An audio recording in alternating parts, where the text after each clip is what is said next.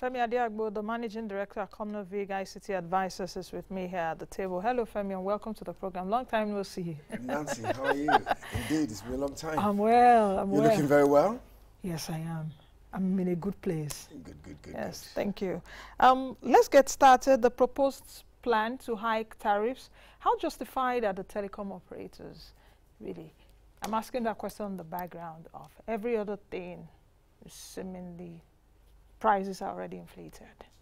So the telecom guys are saying we've got to increase the prices of data, of messages, of calls, because we deal in a very difficult environment. At the beginning of the program, I did say I was speaking to a member of the association yesterday, and I said, Nancy, we used to buy diesel for 250 in his words, and today we're buying for 750 naira a litre, as against 250 a litre, except you want us to retrench our workers.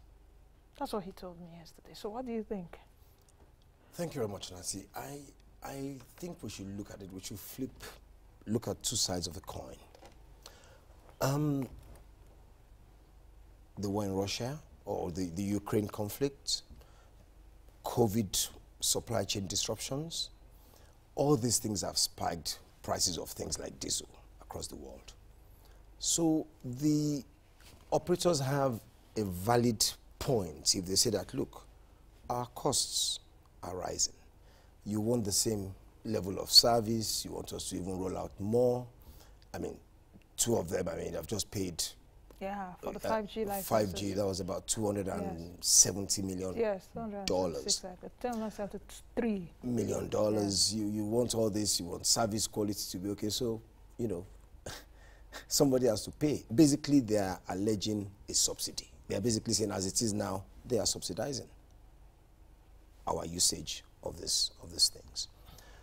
On the other side of the argument, you would see people say, but, I mean, you know, things are already hard enough. You know, food prices are going up, all these other problems, you know. So it becomes a case of having a proper conversation. I don't think we have proper conversations in Nigeria about our economy, about the size of it, what are we even doing with the telecom services, what's happening on, say, social media. You know, I'm an employer, and I can tell you that one of the biggest things, one of the biggest problems is actually getting staff, good, committed staff. I thought I was the only one. No. And then people tell you that, oh, there's 33% unemployment. Yes. Oh, okay. And then all of a sudden, you look at our last year's imports. Go and look at our imports.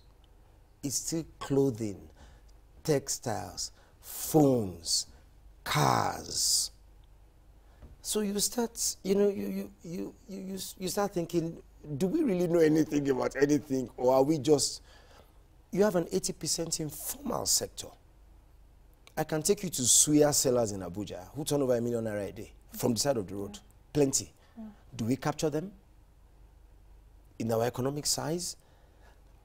People don't realize 88, and this is important for telecoms, 88 million Nigerians are under 15. Yeah. So even when we talk 200 million population, it's not exactly accurate in that sense. Because if you look at the top economies in the world, they all have under 20% under that age bracket. If you look at the poorest countries in the world, they all have over 40% in that age bracket because they are not productive yet. Drag it to 19, and it becomes 50% of population. What are we even doing with the telecom services? We see what's happened on Instagram. We see all the, I mean, a lot of businesses, commerce. Commerce is going on, but I'm not sure that the commerce is more than the rubbish. I'm sorry to use the word rubbish. That is going on there.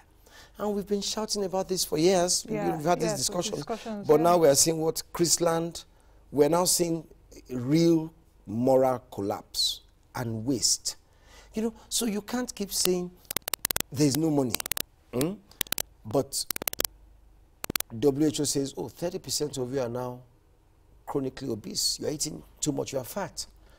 I'm sorry. You can't keep saying there's no money, but you're importing cars to the tune of $3 billion a year.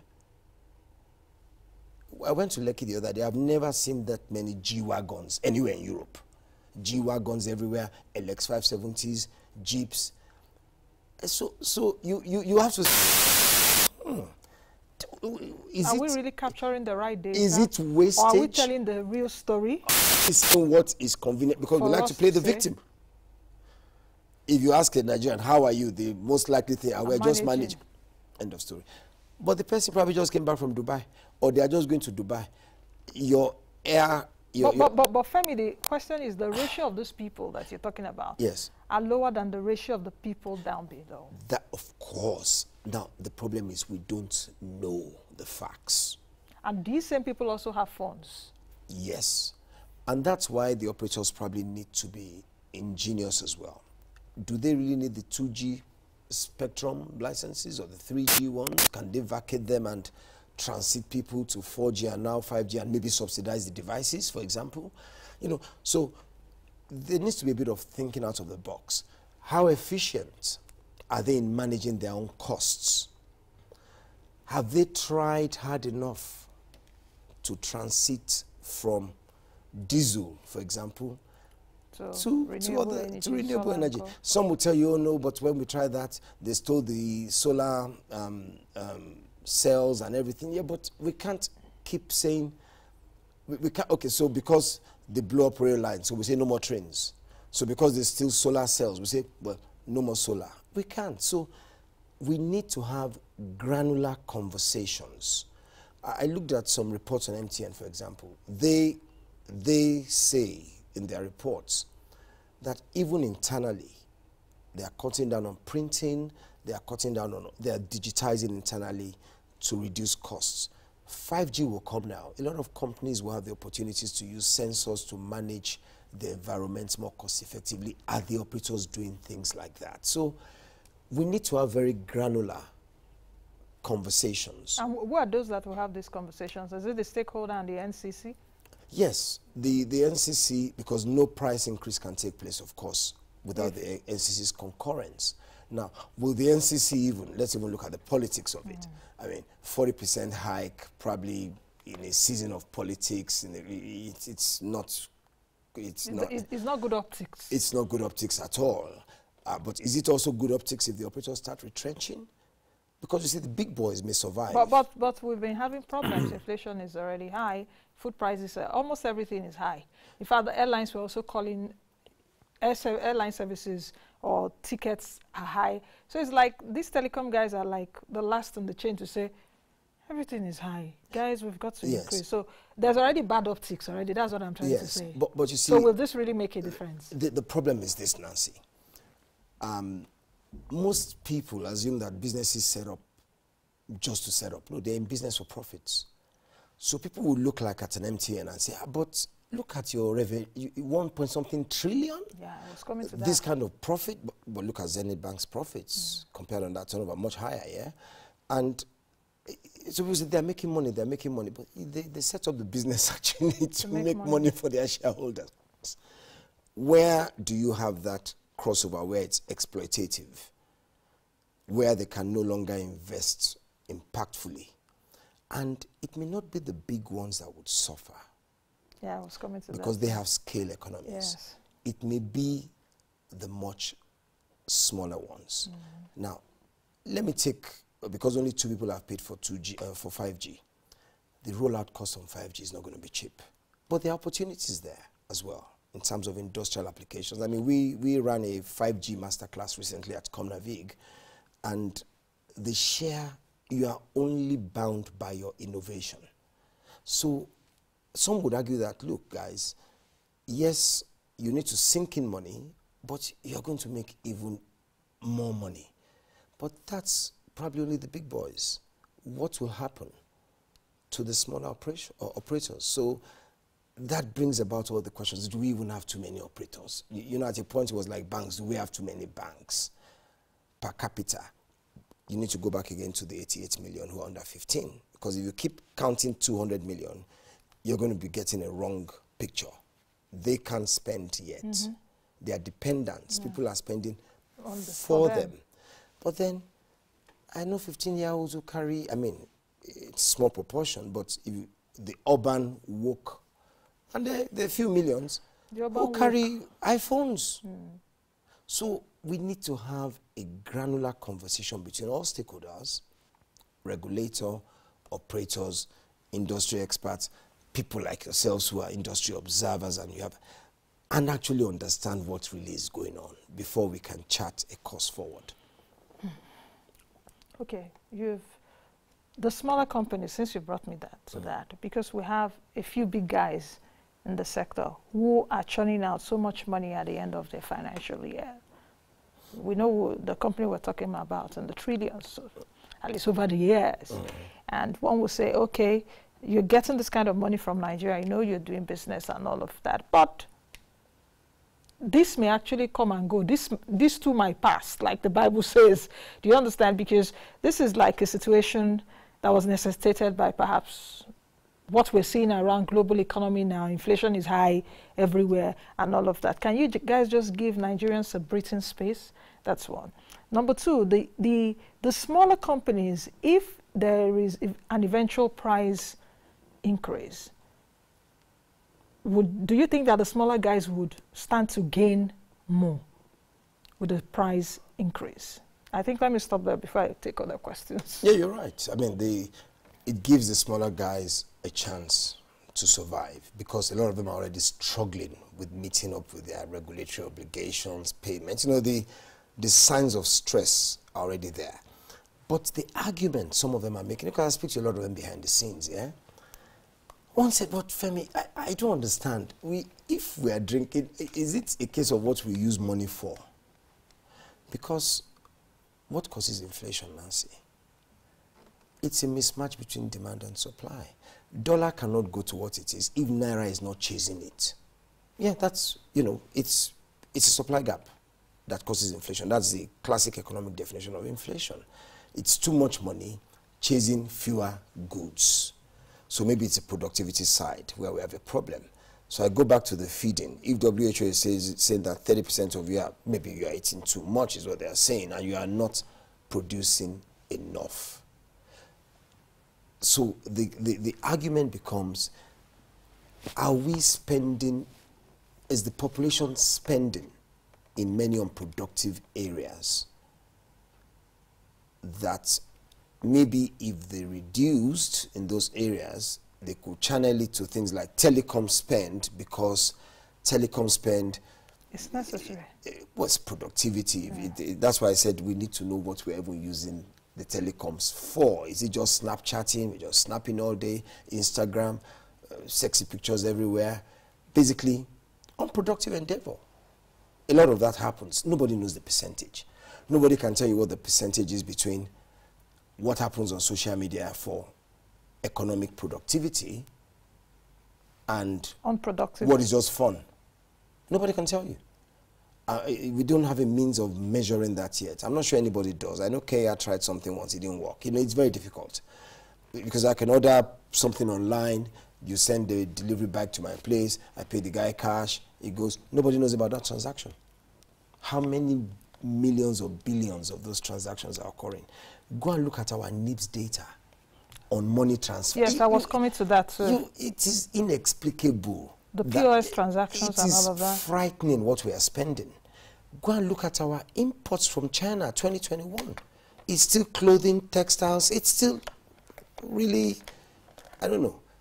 So are you saying we'll rather have telecom spend on more productive things, setting up businesses, enabling businesses, yes, and all of that, than what we're seeing right now? So will that make it justifiable? If the argument can be made, but you can't make the argument without, look, for example, I read a Mintel report about I think I discussed it here 4 or 5 years ago. Our alcohol importation, champagne, yeah, Glenfiddich, it was $10 billion. So how can you tell me if I run a telecoms company that there's no money, but you can drink champagne? When you drink the champagne, you deposit it before you even leave the location where you drank it. If it's no, but the question, like I said, Femi, before, is that not many of us drink champagne. But I understand the fact that the many of us that do not take champagne have phones, yes, buy data. If we don't even have Android or phones that are internet enabled, we'll buy for calls and SMS, yes, and all of that. So a few of us, essentially, are sapping the life from the bottom layers. That's the way to look at it. Okay. So a few are being subsidized to the detriment of a lot. I like the word subsidy in a sense because it gives us a reality check. Just juxtapose telecoms to petroleum, for example. If you fill your G-Wagon in Nigeria, probably costs you what, 15,000 naira? Fill the same G-Wagon in London, and you'll be about 90,000 naira. But the UK has 4 refineries that are working, and they also churn out about 1 million barrels of crude a day. So what's the argument there? The pricing is not correct, period.